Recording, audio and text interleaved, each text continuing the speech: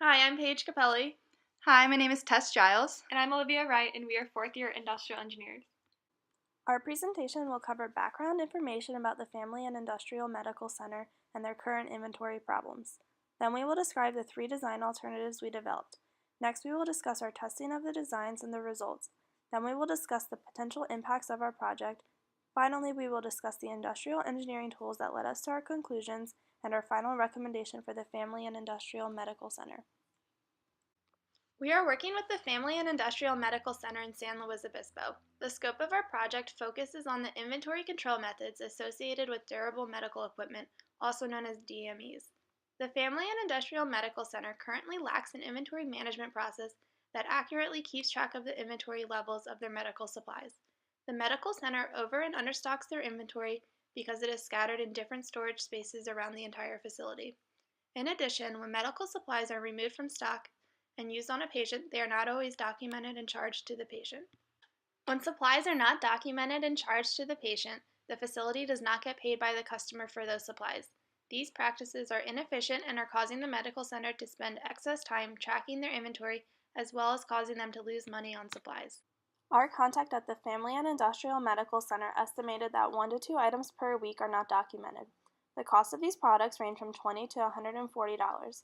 With the standard markup for durable medical equipment being about 500%, this means the potential loss in profit per year ranges from $4,160 to $20,800. This range was narrowed down with the use of a Pareto chart due to the fact that the Family and Industrial Medical Center has no records of what exactly is missing from their inventory. Additionally, our contact at the medical center told us that the lower cost items are typically the items not documented, so we believe that the lost profit is closer to the lower estimate. After researching standard inventory processes, interviewing medical assistants who work with inventory on a daily basis, and getting feedback from our project sponsor, we were able to develop 3 solutions for the Family and Industrial Medical Center. The first is an Excel spreadsheet. We chose Excel because the business is familiar with the program and already has it on their computers.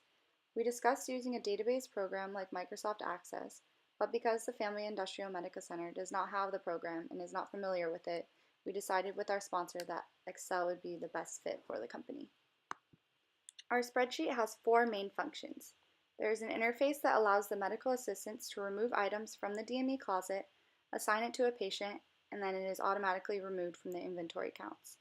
There's also an interface that allows the business administrator to add inventory to the inventory counts when they receive an order.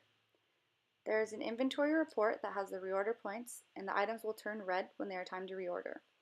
There is also a DME history report that shows which patient each item went to. We decided to use the 6-digit patient identifier, which was used instead of the patient's name because it is a unique number and will reduce error.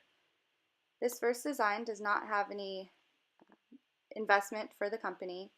In this next slide, we will show a demonstration of the spreadsheet.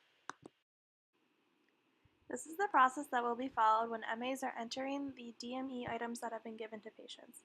The following sheet will show the history of all the items entered. You will be able to see this record there.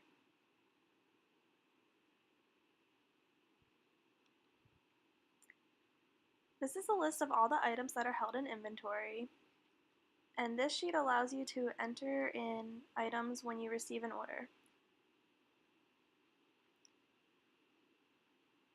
The items turn red when they need to be reordered. Our second design is an Excel workbook with the use of barcodes. Our research has shown that using barcodes is standard practice in hospitals and other medical facilities. Using barcodes reduces error and is faster than entering the information by hand. There would be barcodes on the shelf where the items are kept, and that number would correspond to the DME item in the Excel spreadsheet. There are USB scanners that integrate with Excel and would work with the spreadsheet we have already designed. It can be used to count inventory and remove or add inventory to the inventory count sheet. There are costs associated with purchasing barcode supplies, and we estimate this cost to be about $150. Our third design alternative is FlexScan MD.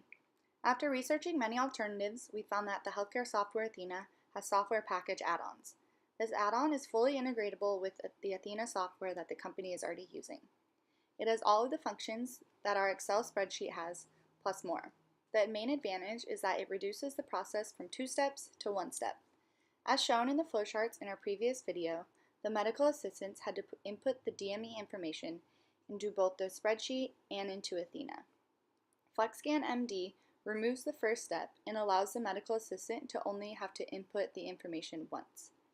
The program allows the user to set threshold alerts that tell when it is time to reorder. This is similar to the items turning red in our Excel spreadsheet. FlexScan MD also automatically creates barcodes for the items and allows the user to print them from the program. This software is subscription-based, and we were given a cost estimate for a facility of our size to be $75 a month. Our team learned firsthand just how difficult the healthcare privacy laws can be for gathering data. Not only was HIPAA an obstacle, but also the fact that this clinic does not document their inventory that comes in and goes out. They have no convenient tracking system. Instead, our team would have to go bill by bill to see what patients were being charged each day, but because of the privacy, this was not an option. The employees were also too busy to go through for us. Therefore, the only data we were given was a 2-month period of the DMEs documented on the usage form by the medical assistants and the invoices of the equipment the clinic received from their supplier. Using a Pareto chart, we found the 20% that made up for 80% of the sales, which was the Titan wrist and the Titan thumb cast. We use this to estimate just how much the clinic is losing when they are not charging patients 1 to 2 times a week. Using this annual loss, we looked into alternatives that would be easy to use, track their inventory, and save the company from forgetting to charge patients. To test the 3 alternatives, we used our sponsor and the MA's supervisor's feedback. We had her try each one and took time studies to see just how long it would take the MA's if implemented. Using ABC analysis, our team was able to classify the DME items into Class A, B, and C. For Class A, we determined the Titan thumb and ankle brace were the top 20% that had 80% of annual usage. These 2 items needed to be checked daily to ensure the correct amount is in stock. The Class B items should be checked weekly, and Class C could rarely be checked. With this analysis, the business admin no longer needs to spend 45 minutes checking the closet, but instead focus on those 2 items. This table shows the results of our experimentation. We included the current process of filling out the DME usage form on the top. The Excel spreadsheet costs nothing and takes 25 seconds for the MA to enter in the item, patient name, and their initials. Our sponsor really liked how user-friendly and quick it was. She was impressed that this actually tracked the inventory so that if an MA forgot to enter in the item in Athena, it was really easy to track down exactly what item it was. The second alternative of using Excel with barcodes and a scanner would only take the MAs 15 seconds. This alternative would cost $154.99. Our sponsor loved how quick and painless this would be for the MAs.